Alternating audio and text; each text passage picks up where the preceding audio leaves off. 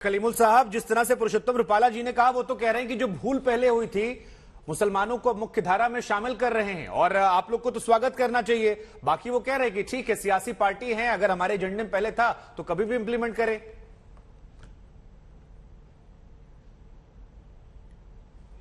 और अभी इनको चुनाव के वक्त याद आ रहा है। ये बात सच है कि अब इनसे बड़े हिंदुत्व बनने की होड़ में आम आदमी पार्टी है। यानी छोटे ने बड़े के सामने गुगली फेंकी कि नोट पे गणेश जी की या लक्ष्मी जी की फोटो होनी चाहिए, तो बड़े फिक्स हो गए। अब बड़े के पास कोई जवाब नहीं था, तो बड़े ने अपने पिटारे से एक नया शगुफा निकाला है। तो ये अब ये दोनों तय करेंगे कि आखिर इनमें कौन बड़ा है। लेकिन हमारा कहना सिर्फ इतना ही है कि जब भारत सरकार के लॉ कमीशन ने बाकायदा ये रिकमेंड कर दिया कि ना ये डिजायरेबल है ना ये नेसेसरी है, तो ये सिर्फ एक चुनावी स्टंट है।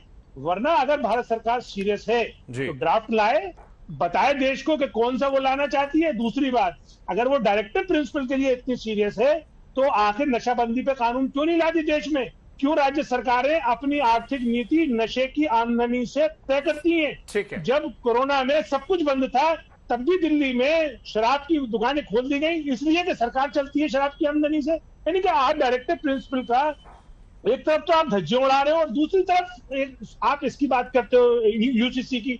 हमारा सिर्फ कहना यही है कि सिर्फ चुनावी फायदे के लिए या मुसलमानों को चुनावी फायदे के लिए आप कह रहे हैं। सुधांशु जी कुछ कहना भी चाह रहे हैं, उनके पास भी जाऊंगा, संगीत जी के पास भी जाऊंगा। लेकिन राशिद जी, सुधांशु जी ने कई सारे सवाल उठाए थे कि जिस तरह से भारत एकमात्र सेकुलर देश है जहां पर मुस्लिम पर्सनल लॉ बोर्ड रहा, सब्सिडी मिलती रही, तो बहुत सारी एक तरीके से वो कह रहे हैं कि गलतियां हुई हैं इतिहास में जिसे सही करने की जरूरत है और वो बीते कई सालों से वे कह रहे हैं। इसलिए चुनाव से ना जोड़ा जाए इसे और लार्जर पिक्चर में देखकर चीजों को दुरुस्त किया जाए, मुसलमानों को भी मुख्य धारा में शामिल किया जाए, अगर किसी को लग रहा है कि यह विशेष तौर पर मुसलमानों को लेकर है।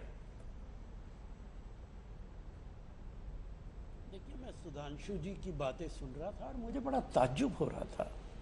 उनके हिसाब से तो 2014 से पहले यहां पे मुस्लिम राज था, 2014 के बाद सेकुलर राज हुआ है।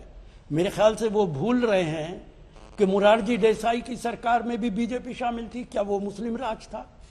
वीपी सिंह की सरकार में बीजेपी सपोर्ट कर रही थी, क्या मुस्लिम राज था? और अटल बिहारी वाजपेयी की सरकार 6 साल रही है, क्या वो भी मुस्लिम राज था? मेरे भाई, आप मेरे दोस्त हो, आंखें बंद करके नरेंद्र मोदी की इतनी वो मत करो, इतिहास को पढ़ो। तो अटल बिहारी वाजपेयी को भी पीछे छोड़ दिया। मैं एक बड़े अदब से आपसे पूछता हूं, आपने कॉन्स्टिट्यूशन पढ़ा है? आर्टिकल 44 कहता क्या है? आर्टिकल 44 ये नहीं कहता इसको इंप्लीमेंट कर दीजिए। आर्टिकल 44 कहता है, लफ्ज एंडीवर है, कोशिश कीजिए यूनिफॉर्म सिविल कोड की। कोशिश का मतलब है तमाम लोगों से मशवरा कीजिए, आप राजनीतिक दलों से भी कीजिए, मुसलमानों से भी कीजिए, उनके मशवरे से बनाइए। लेकिन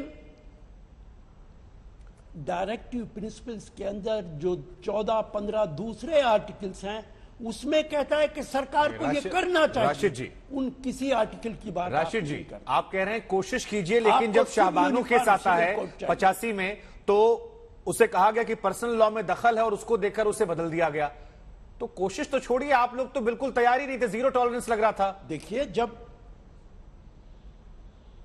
देखो मेरे भाई, आप एंकर हैं, आप एक तरफ मत खड़े हो। नहीं, मैं सुधांशु जी सवाल पूछ रहा हूं सर। आप एक भी बात बीजेपी से नहीं पूछ रहे, अपोजिशन से पूछ रहे हैं। नहीं सर, ये आप बहुत ही गलत तरीके के आरोप लगा रहे हैं। अगर आपने इस चर्चा को सुना होगा, शुरुआत में सारे काउंटर क्वेश्चन मैंने बीजेपी से सियासत को लेकर पूछे हैं, तो मीडिएटर पर सवाल मत कीजिए, मेरा काम है हर प्रवक्ता से काउंटर करना। आप सबसे पहले ये पूछिए बीजेपी से कि जब हिमाचल का चुनाव इलेक्शन कमीशन ने ऐलान कर दिया, गुजरात के चुनाव की डेट्स क्यों नहीं आई? गुजरात के अंदर कैसे हिम्मत हो गई ये कमेटी बनाने की? क्या इसीलिए डेट्स नहीं आई थी? आप तो देश को बर्बाद कर रहे हैं। इलेक्शन कमीशन पे भी आपका दबाव है, मैं खुल के आपसे कह रहा हूं। ठीक है, क्यों नहीं गुजरात की डेट्स आई? ये सवाल और आपको याद होगा पहले कई बार पूछा है कि गुजरात चुनावों में इलेक्शन की तारीखों के ऐलान के पहले क्यों। लेकिन राशिद साहब, मैं चाहूंगा एक बार आप भी जवाब दे दें। वो सवाल मैं उनसे पूछूंगा, इसके बाद उन्हीं सवाल पूछूंगा, लेकिन एक बार आपसे फिर सवाल पूछूंगा मैं। जो बात सुधांशु जी ने आरोप लगाया, ये सवाल मैंने ही पहले पूछा था कि कांग्रेस पार्टी पर बार बार ये आरोप रखते हैं कि तुष्टीकरण की सियासत के लिए आपने इन चीजों को चलने दिया। बार बार ये आरोप लगते हैं, चाहे शाहबानो केस हो या यहां पर मुस्लिम पर्सनल लॉ बोर्ड में हस्तक्षेप ना करने की बात हो। देखिए, तुष्टीकरण का मतलब होता है किसी को उसके हक से ज्यादा दे देना। आपकी तनख्वाह 1 लाख रुपए है, आपको 2 लाख दी जा रही है, यह तुष्टीकरण है। मुसलमानों की तो 2.5% आबादी भी गवर्नमेंट सर्विसेज में नहीं है। मुस्लिम पुरुषों को ज्यादा शादी करने की इजाजत देना, 15 साल की लड़की को शादी की इजाजत देना, आपको नहीं लगता कि ये उन महिलाओं के साथ गलत है जो मुस्लिम महिलाएं हैं? सुनिए, मुझे एक मिसाल, मेरे भाई एक मिसाल दीजिए कि किसी मुसलमान ने हिंदुस्तान में 15 साल की लड़की से शादी की हो। आज ही पंजाब, कोई मुसलमान, जितने लोगों को जानता हूं, आज ही सर, एक मिनट भाई मुझे बोलने तो दो। जी बोलिए, आप बात पूरी कीजिए। भाई मेरी बात सुनो जरा।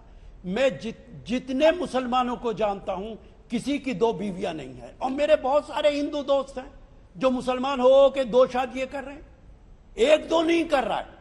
और मैं एक मुसलमान को नहीं जानता, और ठीक रहा, आप मुसलमानों पे फोड़ते हो। मुसलमानों के अंदर सबसे कम तलाक होती है। आपने 3 तलाक का कानून बना दिया और कह दिया कि इनके हस्बैंड को जेल में भेज देंगे जो 3 तलाक बोल देगा। ठीक है, आप देश को ले जा रहे हैं। ठीक है सर। हालांकि आज ही का एक मामला है, पंजाब हाईकोर्ट में गया है, 15 साल की लड़की की शादी का मामला है। अगर आप चाहेंगे तो आप पढ़ लीजिएगा।